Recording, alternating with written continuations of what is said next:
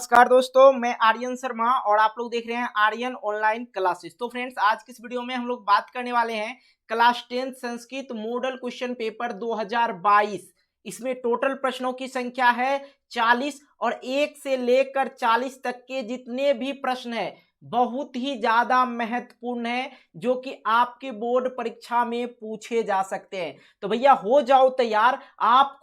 आपका मेरा टारगेट जो है 450 को, आप लोग को किसी भी तरह से 450 लाना है। तो बस अभी से आप लोग वीडियो को देखना स्टार्ट कर दीजिए। सेट 1 है, सेट 2 भी नेक्स्ट वीडियो में आएगा, सेट 3 भी आएगा। यदि आप लोग ऐसा देखना चाहते हैं कि सेट 1, सेट 2, सेट 3, तो वीडियो को इसी वक्त लाइक कर दीजिए और चैनल को कर लीजिए सब्सक्राइब। चलिए स्टार्ट करते हैं और देखते हैं इनमें से 40 में से आप लोग कितने प्रश्नों का आंसर आप लोग पहले से जानते थे। ठीक है, तो चलिए वीडियो को स्टार्ट करते हैं और सबसे पहला नंबर प्रश्नों की ओर चलते हैं। ठीक है, तो यहां पे देखा जाए पहला नंबर प्रश्न जो है वैदिक साहित्य का अंतिम भाग है। जो वैदिक साहित्य है उसका अंतिम भाग कौन सा है? ऑप्शन ए है उपनिषद, ऑप्शन बी है संहिता, और ऑप्शन सी जो है आरण्यक है, और ऑप्शन डी है ब्राह्मण ग्रंथ। तो ये वैदिक साहित्य का जो अंतिम भाग था वो था उपनिषद। इसका जो राइट आंसर हो जाएगा ए हो जाएगा। ठीक है, उसी प्रकार से आते हैं हम लोग दूसरे नंबर प्रश्न की ओर। दूसरा नंबर प्रश्न है अणु से भी छोटा क्या है? जो अणु होते हैं सबसे छोटे माने जाते हैं, और उससे भी छोटा क्या है ये पूछ रहा है। ऑप्शन ए है आत्मा, ऑप्शन बी है परमात्मा, ऑप्शन सी है पर्वत, और ऑप्शन डी है हाथी। तो यहाँ पे इसका जो राइट आंसर हो जाएगा ए हो जाएगा। अणु से भी छोटा किसको माना जाता है? आत्मा को। ठीक है, उसी प्रकार से तीसरे नंबर प्रश्न की ओर आते हैं, और तीसरा नंबर यहाँ पे है काव्यम मीमांसा नामक ग्रंथ किसने लिखा है? तो ऑप्शन ए है चंद्रशेखर, ऑप्शन बी है वीरेश्वर, और ऑप्शन सी है राजशेखर, और ऑप्शन डी है हिमांशु शेखर। तो इसका जो राइट आंसर हो जाएगा वो हो जाएगा राजशेखर लिखे थे। काव्यम मीमांसा नामक ग्रंथ किसने लिखे थे? राजशेखर ने लिखे थे। ठीक है, उसी प्रकार से आइए चौथे नंबर प्रश्न को करते हैं। पाटलिपुत्रा किस नदी के किनारे अवस्थित है? जो पाटलिपुत्रा है डेट मीन्स पटना जिसको बोलते हैं, आप लोग क्या बोलते हैं? पटना का ही पुराना नाम क्या है?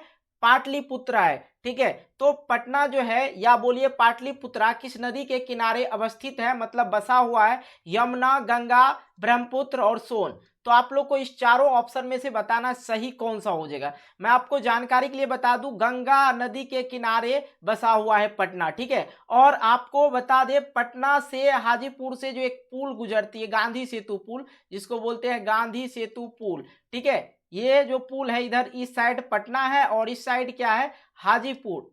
हाजीपुर ये होता है। ठीक है, ये प्रश्न पूछे भी जाते हैं, जानकारी के लिए हम आपको बता दिए। आइए पांचवें नंबर है विद्यापति कौन थे? विद्यापति कौन थे? ऑप्शन ए है मैथिली कवि, ऑप्शन बी है मगही कवि, ऑप्शन बी है आंगल कवि, और ऑप्शन डी है भोजपुरी कवि। जो विद्यापति थे कौन थे? तो कौन कवि थे, किस भाषा की कवि थे, इस तरह से भी पूछे जा सकते हैं प्रश्न। तो विद्यापति जो मैथिली कवि थे, कौन से? मैथिली कवि थे। अगला प्रश्न छठे नंबर की ओर आइए। छठा नंबर यहाँ पे है पाटलिपुत्रा में कमोदी उत्सव किस ऋतु में मनाया जाता है? जो पाटलिपुत्रा में जो है कमोदी उत्सव बहुत दिनों से मनाया जाता है, तो कह रहा कौन सा ऋतु, मतलब कौन सा ऋतु में मनाया जाता है? वर्षा ऋतु, शरद ऋतु, ग्रीष्म ऋतु और हेमंत ऋतु। तो पाटलिपुत्रा में जो है कमोदी उत्सव किस ऋतु में मनाया जाता है? तो आप लोग को आंसर करना है शरद ऋतु में। ऑप्शन बी जो है राइट आंसर हो जाएगा। अगला प्रश्न है सातवें नंबर, नीतिकारों द्वारा शत्रु किसे माना गया है? नीतिकारों द्वारा शत्रु किसे माना गया? ऑप्शन ए है आलस्य को, ऑप्शन बी है क्रोध को, ऑप्शन सी है क्षमा को, ऑप्शन डी है बल को। नीतिकारों जो होते हैं, नीतिकार जिसको बोलिए, द्वारा शत्रु किसे मानते हैं? अपना शत्रु जो है किसे मानते हैं? तो सातवें नंबर का आंसर हो जाएगा बी को, क्रोध को। क्रोध को सबसे बड़ा शत्रु माना जाता है। क्रोध में ही आकर कोई किसी पे क्या कर देते हैं? गोली तान देते हैं और मार देते हैं, बाद में सोचते हैं भला काहे मार दिए। ठीक है, चलिए ये सब बाद में। अगला प्रश्न देखते हैं आठवां नंबर, क्रोध के वजह से इंसान कुछ भी कर देता है, क्रोध बहुत बड़ा घटिया चीज है। महर्षि याज्ञवल्क्य की पत्नी का क्या नाम था? ऑप्शन ए है मैत्री, ऑप्शन बी है गार्गी, और ऑप्शन सी है अपाला, और ऑप्शन डी है उर्वशी। तो 8 नंबर का जो आप लोग का राइट आंसर हो जाएगा वो हो जाएगा ए मैत्री। अगला प्रश्न हमारे पास है 9 नंबर, और 9 नंबर देखिए कह रहा है जनक की सभा में शास्त्र कुशल महिला कौन थी। जो जनक के सभा थे शास्त्र कुशल महिला कौन थी ये पूछ रहा है। तो 9 नंबर का जो राइट आंसर हो जाएगा गार्गी वाचकन्वी। इसका वाचकन्वी इसका नाम था। ए नंबर गार्गी वाचकन्वी। अगला प्रश्न आइए 10वें नंबर, विजांका किस कल्प की कवित्री थी। विजांका किस कल्प की कवि थी। तो 10वें नंबर का जो आप लोग का राइट आंसर हो जाएगा बी हो जाएगा, प्रथम कल्प की वो कवि थी। इसका राइट आंसर क्या हो जाएगा, बी हो जाएगा। अगला प्रश्न हमारे पास है ये 11 नंबर, गायंती देव किल गीत कानी पुरुष श्रुवात पदे किस पुराण से किया गया है। फिर से पढ़ते हैं, गायंती देवा कील गीत कानी पुरुष श्रुवात्वाम पद्य किस पुराण से क्या गया है या लिया गया है ये लिखना था। ठीक है, तो विष्णु पुराण से, भागवत पुराण से, मत्स्य पुराण से, गरुड़ पुराण से। तो इस 11 नंबर का जो राइट आंसर हो जाएगा वो हो जाएगा ए, विष्णु पुराण से लिया गया है।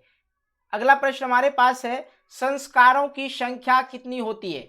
संस्कारों की संख्या कितनी होती है। तो संस्कृत में ये प्रश्न बहुत ही ज्यादा टॉप अप प्रश्न है। ठीक है, संस्कृत में, तो संस्कृत में ये पूछे जाते हैं और पब्लिक भी पूछते हैं, मतलब लोग जो होते हैं वो भी पूछते हैं भाई संस्कार कितने प्रकार के होते हैं और जन्म से पहले कितने संस्कार होते हैं, मरण तो एक ही संस्कार है भाई, वो जो अंतिम संस्कार है दाह संस्कार बोला जाता है। ठीक है, तो 16 संस्कार होते हैं संस्कृत में, जो है संस्कृत में 16 संस्कार होते हैं। इसका राइट आंसर जो है 16 हो जाएगा, ए राइट आंसर हो जाएगा। ठीक है, अगला प्रश्न हमारे पास है, भारत महिमा पाठ का मुख्य संदेश क्या था। जो भारत महिमा पाठ है उसका मुख्य संदेश क्या था। देशभक्ति, भ्रष्टाचार ऑप्शन सी है, जीव हत्या ऑप्शन डी है, अधिकार प्रदर्शन। भारत महिमा पाठ का जो मुख्य संदेश था क्या था, 13 नंबर का राइट आंसर हो जाएगा ए, देशभक्ति।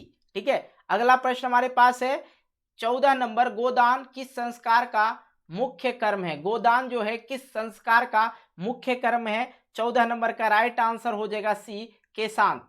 राइट आंसर क्या हो जाएगा, 14 नंबर का सी हो जाएगा, केशांत संस्कार का।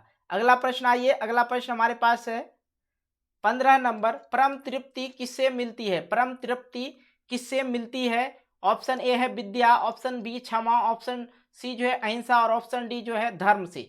परम तृप्ति किससे मिलती है। तो 15 नंबर का राइट आंसर जो हो जाएगा सी हो जाएगा, अहिंसा हो जाएगा। हाँ, अगर आप लोग इसका पीडीएफ लेना चाहते हो तो नीचे डिस्क्रिप्शन बॉक्स में जो है टेलीग्राम चैनल का लिंक दे रखे हैं, वहां ज्वाइन कर लेना है आप लोग को। उसके बाद जो है आप लोग को फ्री में बहुत सारे पीडीएफ देखने, वैसे भी मैं कोई चार्ज नहीं लेता हूं, फ्री पीडीएफ देता हूं। ठीक है, तो आप लोग यदि चाहते हो तो वहां से जाके डाउनलोड कर सकते हो, लेकिन आंसर यहां देख लेना आप लोग को पहले। ठीक है, नरक के कितने द्वार होते हैं। नरक के जो है कितने द्वार होते हैं। ऑप्शन ए है 3, ऑप्शन बी है 5, ऑप्शन सी है 7 और ऑप्शन डी है इनमें से कोई नहीं। जो नरक के हैं कितने द्वार होते हैं, तो नरक के कितने द्वार होते हैं। 16 नंबर का राइट आंसर ए हो जाएगा, 3 द्वार होते हैं।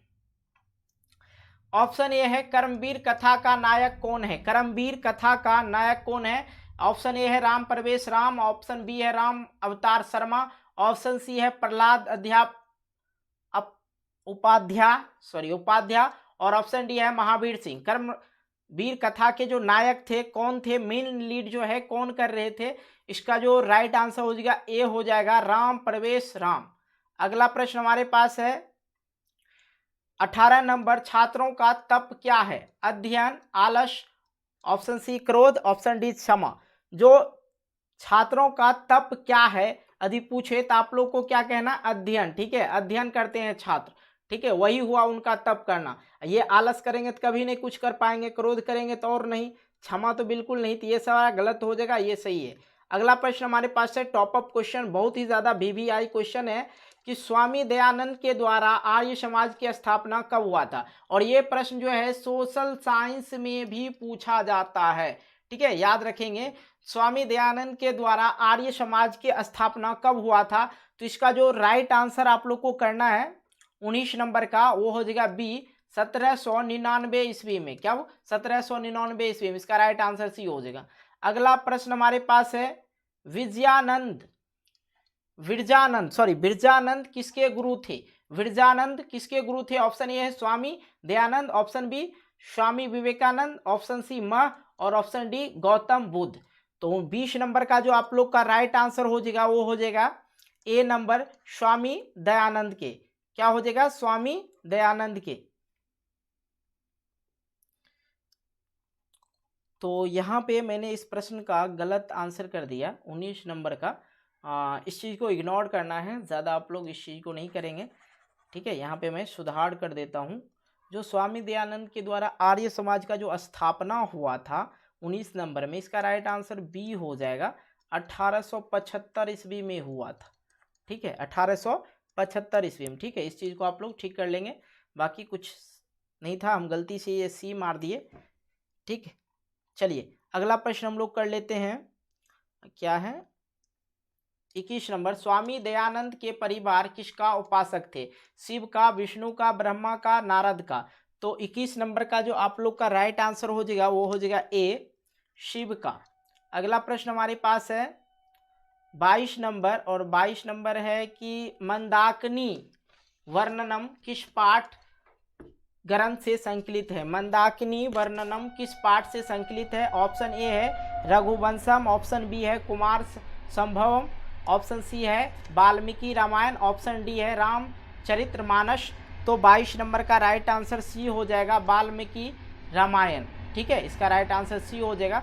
अगला प्रश्न हमारे पास है 23 नंबर, कर्णस्य दानवीरता पाठ किस भाषा के किस पाठभास के रूपक से भाग विशेषक है?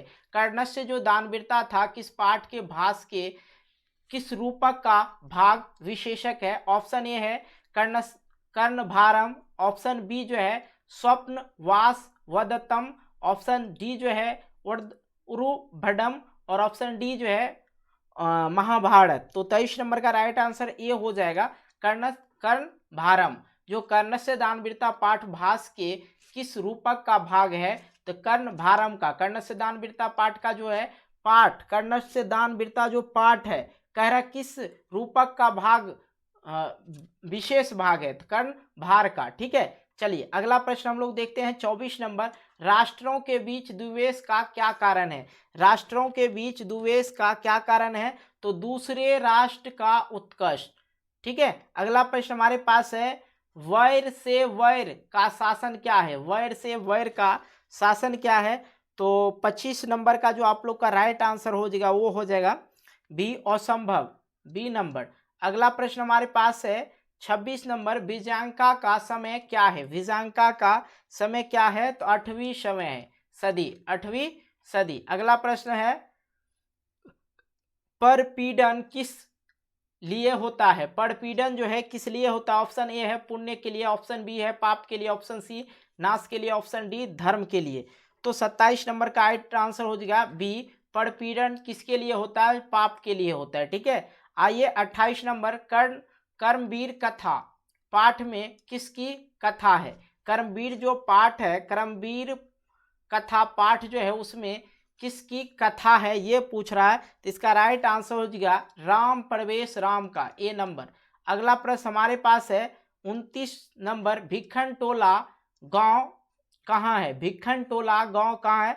ऑप्शन ए है उत्तर प्रदेश, ऑप्शन बी है बिहार, ऑप्शन सी है नेपाल, ऑप्शन डी है बंगाल। तो 29 नंबर का राइट आंसर हो जाएगा बी, बिहार में भिखन टोला है, ठीक है। अब भाई भिखन टोला से कोई स्टूडेंट हो तो आप हमें कमेंट करके बताना कि सर हम भिखन टोला जानते भी हैं, या किसी का कोई रिलेटिव हो तो बताना कमेंट करके।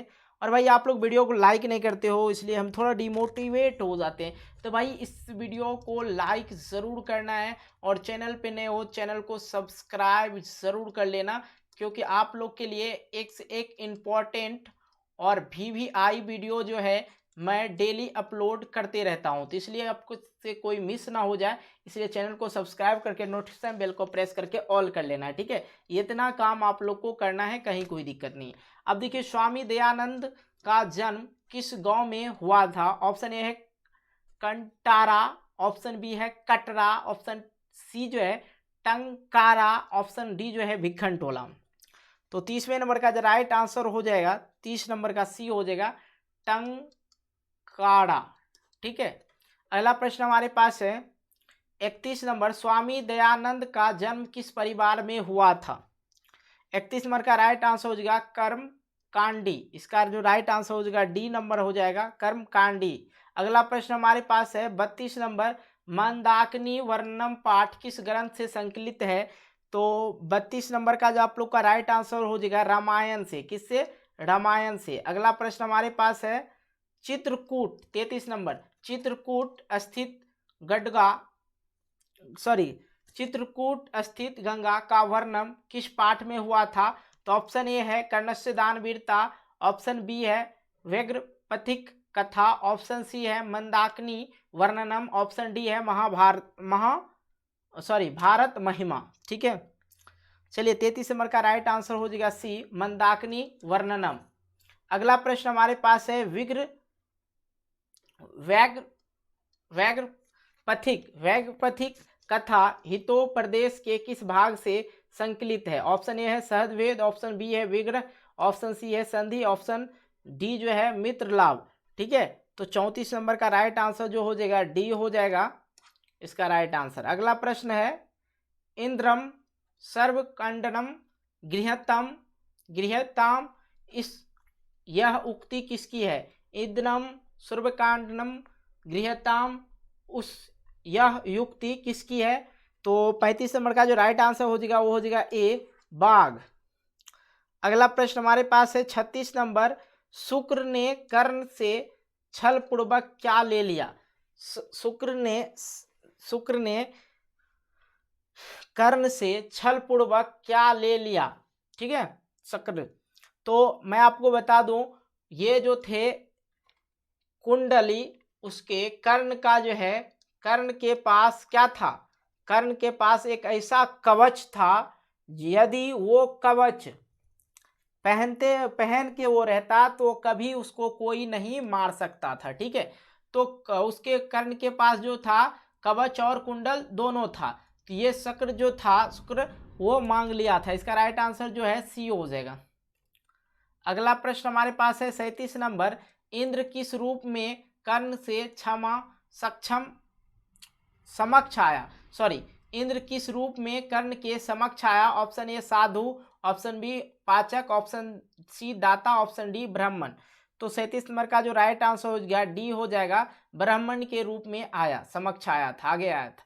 38 नंबर, शांति किससे स्थापित होता है? शांति जो है किससे स्थापित होता है? तो परोपकार करने से शांति स्थापित होता है। अगला प्रश्न हमारे पास है 39 नंबर, सारा संसार अपना परिवार के लिए है। सारा संसार अपना परिवार के लिए है, तो 39 नंबर का राइट आंसर हो जाएगा आप लोग का सी उदार चरित वालों के लिए। सारा संसार अपना परिवार किसके लिए है? तो उदार चरित परिवार के लिए है। ठीक है, अगला प्रश्न हमारे पास है 40 नंबर, भारतवर्ष में किसका महान परंपरा है? भारत महिमा में किसका महान परंपरा है? तो 40 नंबर का राइट जो आंसर हो जाएगा ए हो जाएगा शास्त्र का। भारतवर्ष में किसका महान परंपरा है? तो शास्त्र का, इसका राइट आंसर ए हो जाएगा। और दोस्तों यदि आप लोग इसका पीडीएफ लिंक चाहते हो तो आप लोग को चैनल के नीचे डिस्क्रिप्शन बॉक्स में इसी वीडियो के डिस्क्रिप्शन बॉक्स में आप लोग को जो है एक लिंक मिलेगा, जहां से आप लोग जाके टेलीग्राम चैनल को ज्वाइन कर लेंगे। ज्वाइन करने के बाद आप लोग को बहुत सारे फ्री में पीडीएफ देखने को मिलेगा। साथ ही यदि आप लोग को मैं बता दूं, चैनल पे नए हो चैनल को कर लेना है सब्सक्राइब। दो काम आप लोग ज़रूर कर लेंगे, सब्सक्राइब करके नोटिफिकेशन बेल को प्रेस करके ऑल कर लेना, और हाँ वीडियो को जितना हो सके लाइक करना, दोस्तों के साथ शेयर ज़रूर करना है। ये तीनों काम आप लोग ज़रूर कर लेंगे। तो मिलते हैं एक नए वीडियो को लेके, तब तक के लिए बाय बाय, जय हिंद, जय भारत।